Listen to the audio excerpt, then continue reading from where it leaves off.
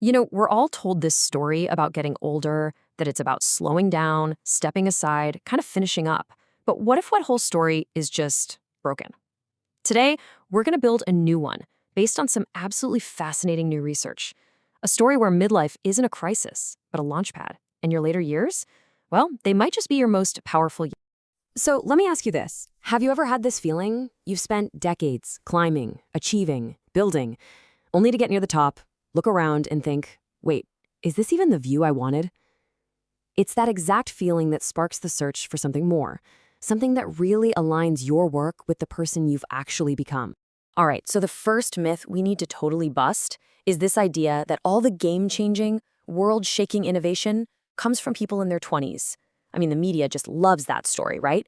But the actual data, it tells a completely different story. It turns out experience is the ultimate competitive advantage. And look, these aren't just a few random outliers. They are perfect examples of a really powerful trend. Think about it for a second. Colonel Sanders was 62 when he finally franchised KFC, and that was after a lifetime of trying a bunch of different jobs. Or Carmen Hijosa, she was 60 when she founded a company to create a sustainable leather alternative from pineapple leaves. And at 81, Martha Stewart didn't just break a barrier, she completely shattered a stereotype about age, beauty, and relevance. It's amazing. So what's the real magic number for innovation? It's not 25, it's 45. Yep, that's the average age of a successful startup founder, according to some serious research from MIT and the Kauffman Foundation. So this isn't about trying to recapture your youth, it's about leveraging the wisdom, the networks, and the insight that you can only get with age. In fact, the data is pretty staggering. It shows that people between 55 and 65 are a whopping 65% more likely to found a company than their younger counterparts. So let that sink in.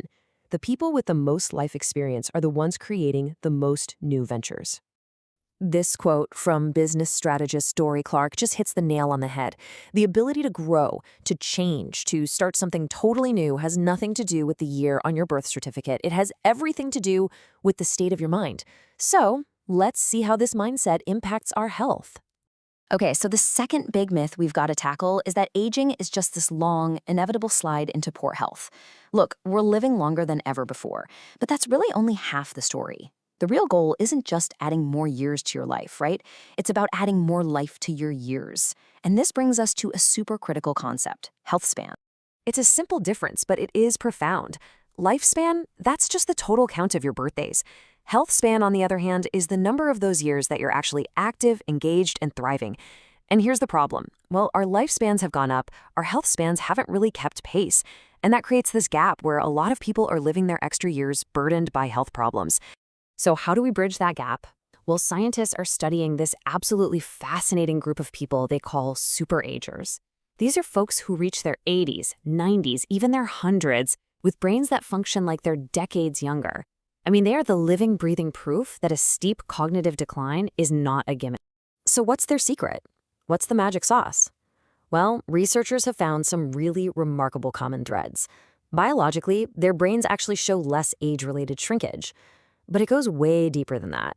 They have this extraordinary resilience to stress, and they build what scientists call a high cognitive reserve. It's kind of like a mental backup generator. And just as important, they have strong social networks, and this part is key. They maintain a real passion for the future through purpose-driven work. And here's what that actually looks like in the real world. At 96 years old, the Nobel Prize winner Vernon Smith is still a total powerhouse in his field. He says his deep knowledge across so many different areas makes him more effective now than he's ever been. He has absolutely no interest in retiring because his work, that's his passion.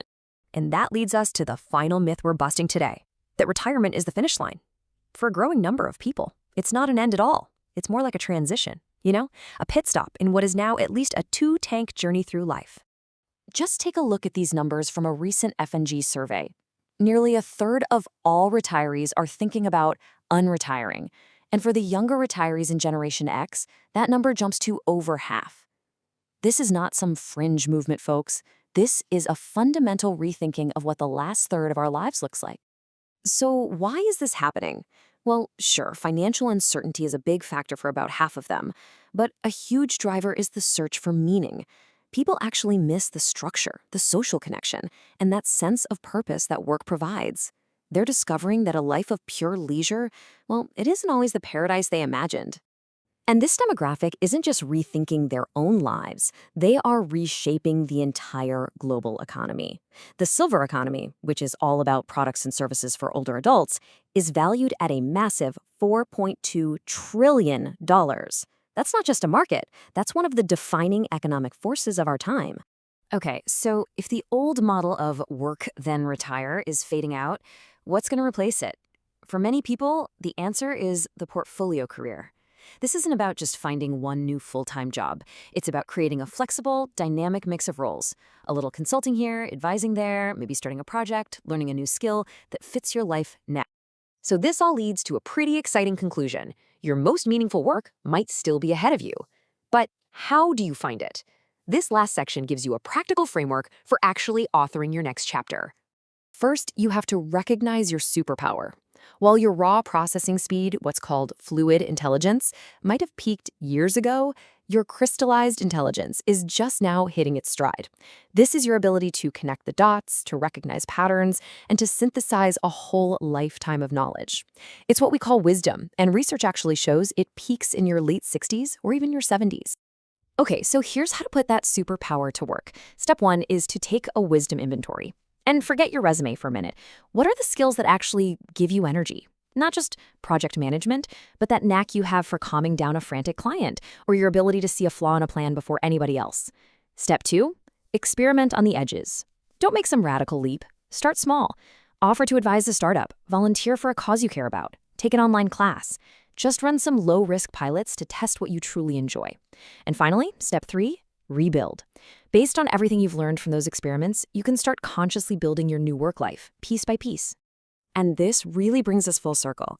As the fashion icon Vera Wang, who is still an incredible creative force at 76, says, purposeful work is a vital part of health. It's not about fighting aging, it's about engaging with life so fully that your age just becomes secondary. So we'll leave you with this. That old script about aging, it's finished. The idea that your best years, your most important contributions, are all in the past, that is a myth. The real question is, what are you going to write in your second act?